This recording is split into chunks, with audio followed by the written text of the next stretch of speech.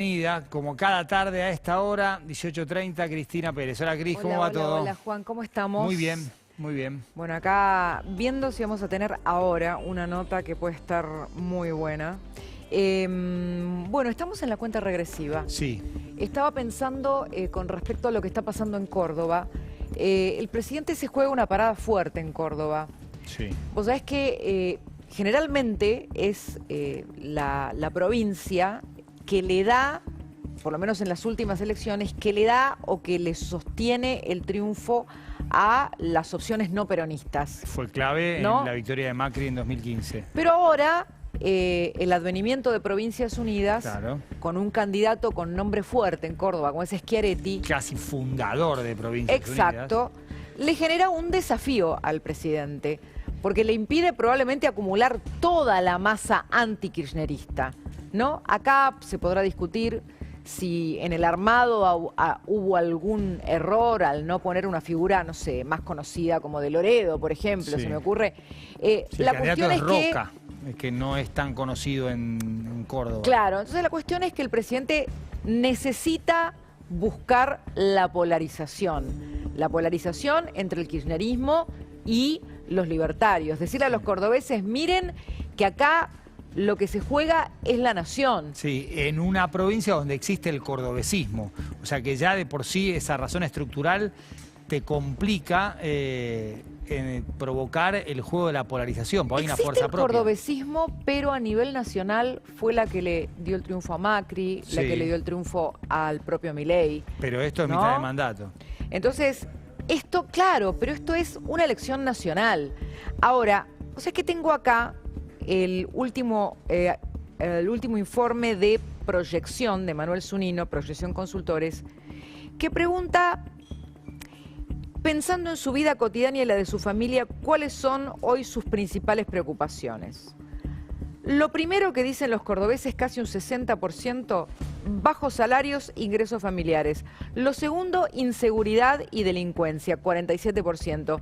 Lo tercero, la inflación, 38%. Y el primero, bajos ingresos, o sea, Exacto. no llegar a fin de mes. Exacto, claro, exactamente. Eso, no te alcanza la plata. Entonces vos tenés, como acá claramente se les preguntó por los porcentajes, se les preguntó 3 opciones, podemos decir que 2 de las 3 opciones van en sintonía con los logros del gobierno, pero la primera, la mayor preocupación, tiene que ver con los ingresos, Sí. ¿no? Que no Así alcanzan los ingresos para completar los gastos del mes. Exactamente. Entonces yo creo que hoy la estrategia de Milei es polarizar en Córdoba, tratar de plantear la importancia de que le den el apoyo a su mandato para fortalecer el rumbo que decidió para el país. Y del otro lado, Martín Yarlora, uno de los referentes de Provincias Unidas, para darte un ejemplo, este año duplicó las jubilaciones. Sí, sí. A ver, O sea, Córdoba es un territorio muy difícil para instalar la polarización, por lo que hablamos del cordobesismo.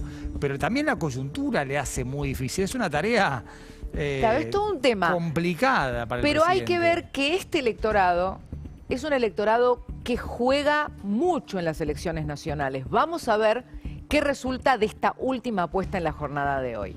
Bueno, y ya está nuestro invitado aquí. El tema es increíble, pero que quiero buscar un dato acá antes de recibir a Walter Molina. Walter Molina, bienvenido. Gracias por la invitación. Walter Molina ha investigado un tema del que venimos hablando en estos días y que pusimos de nuevo en la discusión el viernes pasado, que son los negocios del kirchnerismo con Venezuela. Walter, sabemos que para vos esto no es nuevo, y antes de preguntarte concretamente sobre el Pollo Carvajal, el ex jefe de inteligencia de Hugo Chávez, que parece que está prendiendo el ventilador en los Estados Unidos, te quería preguntar si tenés algún cálculo de todos los negocios que investigaste, porque los investigaste todos, ¿no? Bonos, arroz, deuda, en fin. ¿Cuál es el número al que llegás de lo que implicó el vínculo de negocios en millones de dólares entre Argentina y Venezuela durante el kirchnerismo?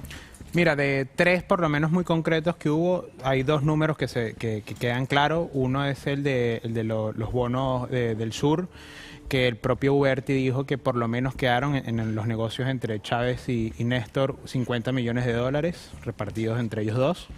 Y lo que fueron las valijas ya conocidas de Antonini y Wilson, una de ellas, la que lograron agarrar, tenía 800 mil dólares, pero Sí. los viajes fueron mínimo 10 de esos, así que podemos tranquilamente asumir que entre 8 y 10 millones de dólares podríamos estar hablando también. Esos son los dos cálculos que tenemos. Luego hay otros negocios como el del arroz que bien mencionas.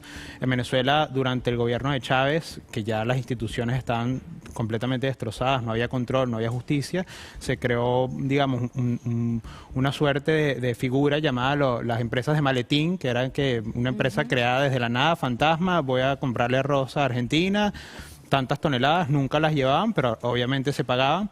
Bueno, ese cálculo es más difícil de hacer porque el arroz es uno concreto, pero hubo diferentes cuestiones similares, muchos millones de dólares. Walter, ¿cuándo arranca la maquinaria?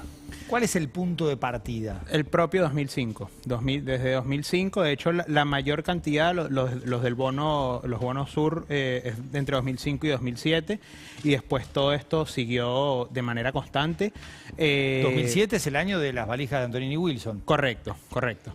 Que además él decía, Antonini Wilson, esto me lo han preguntado varias veces, Antonini aseguró que ese era dinero que venía de PDVSA. Es muy difícil creer eso, obviamente ese dinero Para la seguramente... campaña. Claro, venía para la campaña de Cristina, y él decía que era dinero de PDVSA. Era más difícil para esos momentos, todavía quedan pocos controles con PDVSA. Es muy probable que era dinero negro de otra manera, dinero en efectivo además, ¿no? Bueno, acá tu relato, tu investigación, se cruza con los datos que empezó a ventilar ya desde hace tiempo el Pollo Carvajal, el jefe de inteligencia, no hablamos de un pichi como le decimos acá. El que afirma que esa valija era la valija número 21, o sea que suma 20 valijas más con aproximadamente $1 millón. En tu conocimiento, con la investigación que vos hiciste, ¿qué podés decir del rol que está teniendo hoy en Estados Unidos el Pollo Carvajal y qué puede llegar a revelar? No, lo del pollo es fundamental, como bien decía, fue el jefe de inteligencia de Chávez durante todo el gobierno de Hugo Chávez y comienzos del gobierno de Nicolás Maduro. Él después termina enemistado con Nicolás Maduro en la propia problemas de mafia interna para ver quién termina con el control, que es cuando viaja a España y cuando lo detienen ya en 2019. Como bien dices, él ya dio unos datos en España, pero como la investigación no era ahí, no es que porque he escuchado que han desestimado esos datos, Sí. no, la investigación no era en España, sino que Estados Unidos lo pedía para la investigación, fue extraditado y está empezando a cantar de manera muy, muy clara, porque además... Apiar, como es un pollo, apiar. Exactamente, está piando, muy bien. Para evitar tener una pena muy grande en Estados Unidos, porque ya hubo otro de esta trama parecida, otro militar también, Cliver Alcalá Cordones, que Ajá. ya fue sentenciado a 20 años de cárcel en Estados Unidos. Él quiere evitar eso y tiene muchísima información para dar, no solo del kirchnerismo, sino de la izquierda regional, ¿no? Kirchner muere en 2010, años después muere Chávez. El vínculo entre Argentina y Venezuela, esta conexión, fue más allá de los que empezaron la relación en 2005 como Kirchner y Chávez. ¿Qué vino después? ¿Qué otros actores tenemos de la conexión Argentina-Venezuela? Sí, absolutamente. De hecho, el principal, obviamente, la amistad entre Chávez y Néstor era fundamental, pero quien hacía el negocio real desde Venezuela era Nicolás Maduro como canciller. Claro. Una vez muere Chávez, queda Maduro a la cabeza de la estructura narcocriminal chavista. Bueno, fue el encargado de seguir con estos negocios, con estas alianzas. De hecho, poco tiempo después de morir Chávez, cuando Maduro roba la primera elección, que es en el año 2013, vino a ser condecorado por Cristina Kirchner, por una Claro. universidad de acá también. Ni más ni menos. Así que, no, los negocios siguieron. Obviamente, todo mermó en cantidades porque Venezuela entró en una crisis completamente responsabilidad del chavismo. Entonces, bueno, por supuesto hay menos dinero para repartir y menos dinero para negocios sucios, pero por supuesto que siguió. Ahora, acabas de decir algo muy importante, porque planteaste que estas negociaciones las llevaba adelante Nicolás Maduro como canciller. De este lado, también había un canciller que es un nombre que hoy está en las noticias porque es candidato en la provincia de Buenos Aires. ¿Qué rol, a tu criterio o según tus investigaciones, tuvo Jorge Tayana en todo este mecanismo? Bueno, Tayana tenía el rol justamente de hablar con Nicolás Maduro cuando fue canciller, el canciller anterior a él, y luego Tayana tenían que hablar directamente con Nicolás Maduro. De hecho, hay una investigación sobre peticiones de Hugo Chávez para alianzas chinas, para alianzas iraníes, además, porque en ese momento Venezuela o el régimen de chavista empezó a darle pasaportes a iraníes, y es cuando empiezan a hacer ese vínculo con Irán. Hubo al principio Néstor trató de evitarlo. Cuando muere Néstor, Cristina absolutamente se abrió a eso fue todo con Chávez, que es cuando también ocurre el memorándum y todo lo que por supuesto ustedes conocen a la perfección. Y esto, bueno, tiene que ver cuando Tayana era canciller, cuando Maduro era canciller. Ahora lo podrás negar, pero todo eso está además documentado. O sea que para vos él no podía no conocer, no podía desconocer. En lo absoluto, en lo absoluto. Estamos hablando del canciller de Argentina que trataba directamente con el canciller de Venezuela, en ese momento con dos regímenes además completamente aliados. Y en esas conversaciones se hablaba de geopolítica, pero también había, digamos, cuestiones más vinculadas con estos negocios turbios, sucios. Sí, por supuesto. Bueno, los del bono es fundamental, los negocios del arroz y otras cuestiones que disfrazaban a través del Mercosur eran fundamental. Por supuesto que sí. Es imposible que no lo pudieran hablar, reitero, porque eran las conexiones, ¿no? Hablan, así como estaban anteriormente ustedes, Lavrov y Marco Rubio, bueno, eran Maduro y Tayana o sea, con respecto al arroz, vos decís que era una simulación, sí, que nunca hubo arroz. Sí, o muy poco, te decían que traían 10 toneladas, traían unas, pero se pagaban las 10 toneladas. ¿Cómo era la operatoria? Como te decía, en Venezuela ocurrió esto por montones. En Venezuela el robo ha sido, para darte una idea, solo en obras inconclusas hasta el 2023, 600.000 millones de dólares desaparecieron en Venezuela. Es una cosa ilógica el dinero que el chavismo robó. Entonces se creaban empresas de maletín, seguramente muchos de ellos eran militares, decían yo voy a traer arroz desde Argentina o desde X lugar, voy a traer 10 toneladas, para eso le pido el dólar preferencial al chavismo, que obviamente era un dólar mucho más bajo que el dólar paralelo. El chavismo se los daba para traer eso, no traían nada, pero tenía ese dinero para después cambiarlo a dólar ya paralelo, que obviamente era 3 o 4 veces más, y ahí quedaba ese excedente que se repartían entre ellos. ¿Cómo se lo repartían? Bueno, eso ya obviamente es más complicado, no sé si iban mitad y mitad, pero ese era más o menos el accionar. ¿Sabes, Walter, que una vez me contó una fuente diplomática, realmente muy buena fuente, que cuando Hugo Chávez estaba en su lecho de muerte, una de las únicas personas de la región, de los líderes de la región que tuvieron acceso a visitarlo, fue Cristina Kirchner. Esto ocurría en Cuba. No sé si tenés la misma información. Sí, correcto. Y que en esa reunión, de alguna manera, los Castro instaban a Cristina Kirchner, la estimulaban, la incentivaban a ser la nueva jefa de la Patria Grande, a ser la sucesora de Chávez. ¿Vos conocías esta trama y qué nos podés sumar? Porque en esta trama está el proyecto de poder, del que todavía el kirchnerismo no se puede despegar. Como habrás visto, Tayana dice que Venezuela es apenas una democracia con fallas. Sí, bueno, no puedo hablar mal de quienes son sus aliados, ¿no? Claro. Aliados narcos, terroristas, criminales, pero aliados al fin y al cabo. Eso que dices es perfectamente así. A ver. Obviamente siempre los ideólogos de toda esta barbarie regional, de lo que se llamó la Marea Rosa, fue Cuba. Sí. Después los que aportaban económicamente era Venezuela. En ese momento el barril de petróleo pasó de 10 a 100 dólares, como recordarán. Eso fue. Pero este rol de Cristina Kirchner, ¿qué es lo que vos tenés sobre esto? Bueno, ella quedó, era la elegida, digamos. De hecho, recordemos que después cuando ocurrió el problema con su hija, fue a Cuba donde fue a parar, ¿no? Claro. O sea, era obviamente la elegida. Era la elegida. ¿Y por qué era la elegida Cristina Kirchner por los Castro? Bueno, yo creo que por una cuestión ideológica profunda, también por una cuestión de la importancia de Argentina, ¿no? Estamos hablando de un país importante. En ese momento Lula también, lo que sucede con los Castro es que no les gusta que una ninguna estrella brille más que ellos, y Lula, bueno, siendo el presidente de Brasil, tiene un peso propio, así que la elegida en ese momento, como bien dice, fue Cristina. Cristina pudo ver a Chávez, eso es completamente real, poco tiempo antes de morir, finalizando años, porque con las muertes de Chávez también ocurre algo como siempre con el chavismo, dicen que fue en marzo, uno dice que fue en diciembre. Sí, bueno, hay como controversia respecto de eso. Pero bueno, fue justo el año anterior a que, o sea, en que lo dijeran, fue en marzo, ya fue en noviembre, diciembre, y lo pudo ver.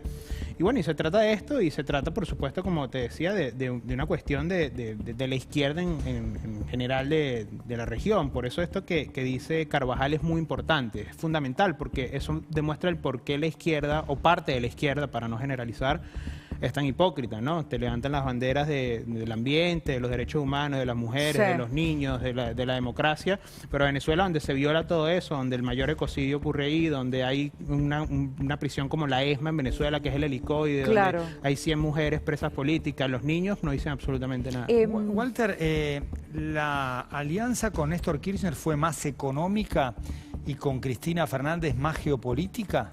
Se podría decir, creo que lo dijiste muy bien. Con Cristina además tiene el punto de Irán, que te repito, creo que hubo una resistencia ahí cuando Néstor, con Cristina se abrió por completo. Sí, con Néstor fue absolutamente económica.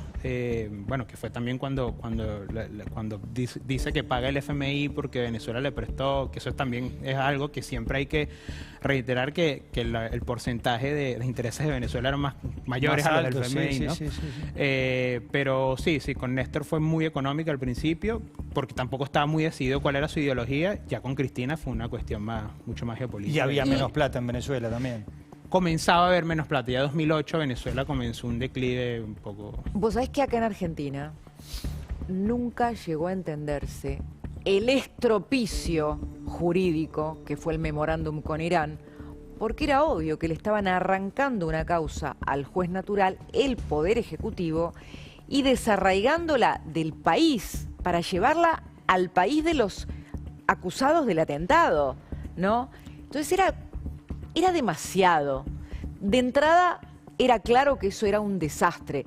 El kirchnerismo se escuda en que levantaron la mano en el Congreso, pero sabemos que eso no pasa las pruebas de constitucionalidad. De hecho, la Corte la declara inconstitucional a la cuestión del memorándum. En tus investigaciones, ¿qué encontrás detrás de esto, que era negociar con los muertos de la AMIA para Cristina? ¿Por qué crees que lo hizo? ¿Cuál era el interés enorme o las millones de razones? No sé qué es lo que vos pensás. Mira, ahí tienes, probablemente hay muchas más razones, pero ahí tienes también un fondo del chavismo.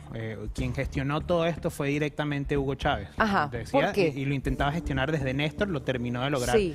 ya con Cristina, porque Hugo Chávez hizo una alianza fundamental justamente también en 2005. Ese es un año bisagra, digamos, Sí, lamentable para los venezolanos y para la región. que lo condecoran en Irán a él. Claro, correcto, con el presidente de ese momento, Ahmadinejad.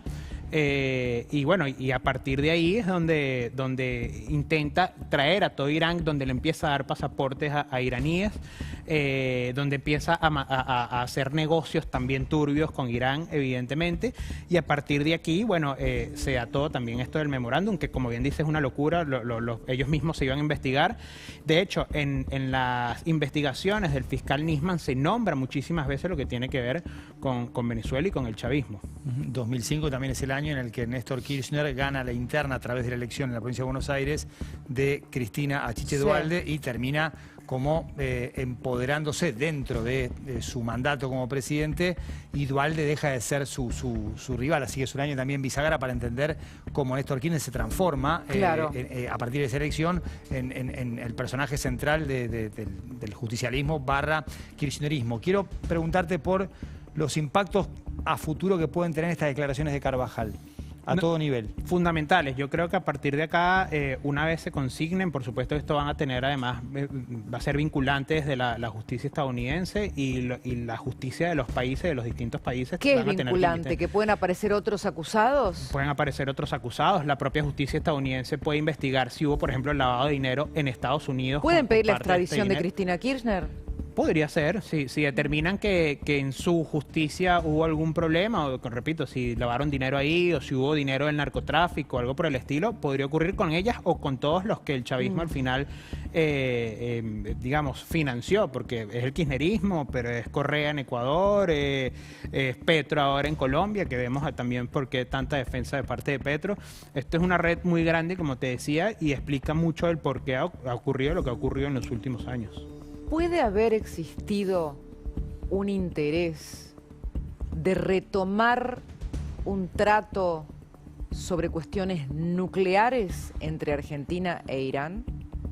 Puede ser, eso es una gran posibilidad.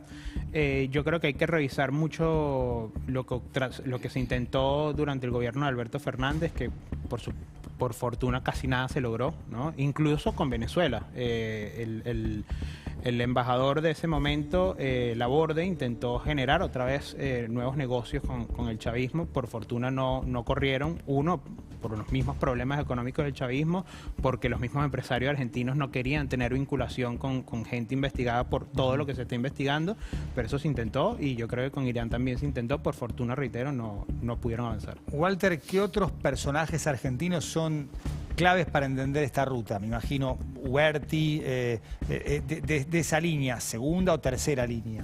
Bueno, Huerti, como bien dices, que además él dijo un montón de cosas también a la justicia. Julio De Vido es fundamental en esta trama también.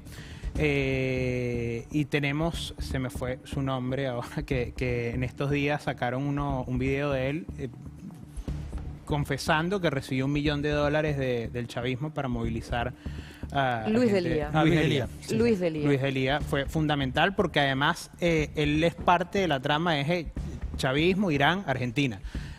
Son fundamentales, esos nombres van a salir seguramente en más investigaciones. Te voy a preguntar algo, porque estamos hablando ya como si fuera un personaje conocido, el Pollo Carvajal de acá, el Pollo Carvajal de allá, ¿no? Sí. Que hasta parece alguien, no sé, un gentilhombre, ¿no? El Pollo. Debe haber sido un personaje oscuro, sombrío y aterrador. Absolutamente. ¿Qué nos puedes contar de este personaje que ahora habla para que le bajen la pena? Porque mirá que hay que ser jefe de inteligencia de Hugo Chávez. Bueno, para empezar, como verán, estaba en todas las tramas de corrupción del chavismo, pero sí, además el Pollo Carvajal fue uno de los principales dirigentes que creó todo el sistema de persecución y de represión en Venezuela. ¿Tuvo que ver con el SEBIN? Claro, por supuesto, directamente con el SEBIN, con la persecución, con la represión, los primeros torturados, él estaba a cargo de todo eso, y además, y no poco importante, fue uno de los que creó el sistema que lidera el cártel de los soles. De hecho, él está preso en Estados Unidos, él se declaró culpable por narcoterrorismo. 3 cargos de narcoterrorismo. Exactamente, que es lo que más le importa a Estados Unidos, y está explicando además cómo se creó toda esa estructura, también más o menos desde el año 2005, donde la FARC, el ELN, Hamas, Hezbollah, etcétera, entraron a Venezuela para usarlo como un centro de drogas. De hecho, hoy, pocas horas antes de venir para acá, estaba en el Senado de los Estados Unidos explicándose cómo Hezbollah sigue operando en Venezuela de manera absoluta, y que de hecho, con la debilidad que tienen ahora en Medio Oriente, o podrían migrar hacia allá para ser el centro de operaciones, lo cual demuestra la importancia de lograr vencer a esta estructura narcoterrorista. Mira, Walter, chavista, el rol de Hezbollah en Latinoamérica, y te voy a decir algo que surgió del capítulo argentino, que me lo manda Agustín Antonetti. Fíjate, es larguísimo lo que se ha dicho de Argentina, pero, por ejemplo, se ha mencionado hoy en el Senado de Estados Unidos que el Departamento del Tesoro encontró una red de recaudación de fondos de Hezbollah en la triple frontera de Argentina, Brasil y Paraguay en 2006.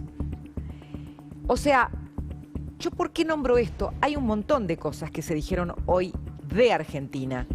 A ver, la triple frontera, las menciones de personajes relacionados con Hezbollah y la concreción del atentado a la AMIA.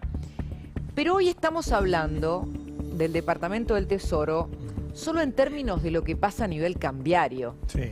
Pero también hay investigaciones que tienen que ver con el narcolavado.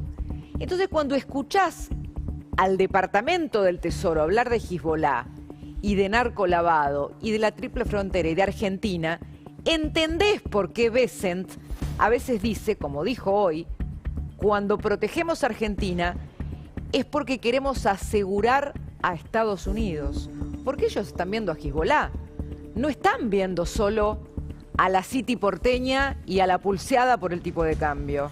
Mira, el nuevo paradigma, que les puede gustar o no al gobierno de Estados Unidos, es indiferente, pero el nuevo paradigma del gobierno de Donald Trump es asegurar su hemisferio, ¿no? Ya no Exacto. es la América, sino las Américas. Exacto. Y tener un aliado no solo ideológico, sino aliado en cuanto a la percepción del occidente y de la democracia occidental, como lo es Argentina en este momento, es fundamental para ellos, precisamente para evitar todas estas cuestiones con Hezbollah, con Irán, con el chavismo, con Cuba, con China, con Rusia. Y por eso Argentina hoy es un aliado que tienen que defender. Esta es la forma de ver lo que está ocurriendo entre Estados Unidos y Argentina. ¿Esperás? Tengo una información acá que me están mandando. Está retirándose del Comando Sur el almirante Alvin Halsey, designado durante lo que fue el gobierno de John Biden. Y lo que analizan aquí, este es un cable de Axios, es que esperan que incluso se incrementen los bombardeos en mar y en tierra en Venezuela contra el narcotráfico. La pregunta que te hago es directa. Hoy creo que se escuchó a Trump decir que se venía una nueva guerra, algo parecido dijo el jefe de los marines. ¿Qué esperás de la acción militar en Venezuela por parte de los Estados Unidos? Mira, tengo la misma información que tú. De hecho, el secretario de Guerra, Pete Hegseth, tiene bastantes intenciones de escalar aún más lo que está ocurriendo en el Mar Caribe, fundamentalmente contra Venezuela. Antes de contestar tu pregunta exacta, quiero dejar claro un porqué. Sí. Como bien hemos dejado hasta ahora, hemos dicho, el cártel de los soles no es un cártel que funcione a pesar del Estado, como el de Sinaloa, como el de Medellín o como el de Pablo Escobar. Es un cártel que tiene secuestrado todo un territorio, todo el territorio venezolano, y todo ese Estado lo usan para todo para tráfico de drogas, tráfico de armas, tráfico de oro ilegal además. Y además para generar diferentes crímenes transnacionales, como el de Ronald Ojeda en Chile, o como el de dos amigos míos que intentaron matar la semana pasada en Bogotá. Eso lo hizo el chavismo. Por eso es tan importante solucionar lo que ocurre en Venezuela, porque es todo un país que tiene secuestrado para eso. En tanto y cuanto esto que mencionas, yo creo que va a venir una escalada, que van a venir ataques más directos, incluso en tierra, no contra Venezuela. Esto lo quiero dejar claro, porque la izquierda, la narrativa de la izquierda lo usa. Esto no es contra Venezuela. Esto es contra el cártel que tiene secuestrado a mi país, que decidió el 28 de julio por 40 puntos, a pesar de no ser una elección democrática, que queríamos ser libres, no lo aceptaron, se volvió Nicolás Maduro una fuerza de ocupación, desde donde además usa para todos estos delitos transnacionales que Estados Unidos va a atacar. Walter, tenemos que cerrar el pase porque ya nos hemos ido de tiempo. Sí. Quédate un ratito más porque te quiero preguntar cómo es la vida casi clandestina de Maduro y sus secuaces, pero tengo que hacer unos comentarios de unos líos que tenemos acá que no nos faltan. Sí, es el final de Maduro. Se acerca enseguida le preguntamos de todo a Walter. Sí. Un investigador, como ustedes verán, de los negocios oscuros del kirchnerismo con Venezuela, pero que también